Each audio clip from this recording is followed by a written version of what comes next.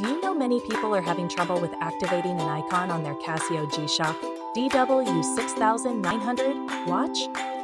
Don't worry. In this video, we'll show you how you do this. Let's start. Step 1. Enter timer mode. Make sure you've entered timer mode. Look for a button on your device that allows this. Step 2. Trigger hour flash. Trigger the hour digits to flash with another button. Step 3. Change hour setting. Change the timer hour setting. If you keep the button held, settings will scroll faster. Step 4. Trigger minute flash. Have the minute digits flash by pressing another button. Step 5. Change minute setting. Change the timer minute setting using the previous method. Step 6. Finalize timer setting. Complete setting operations by pressing a button.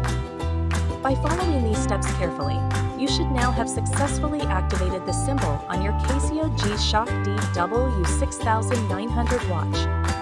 Still need help? Visit our website for the complete manual. There you will also find questions and answers from other Casio users. Did you find this video helpful? By subscribing, you help us continue to answer users' questions. So, subscribe to our channel. Thanks for watching, and see you in the next video.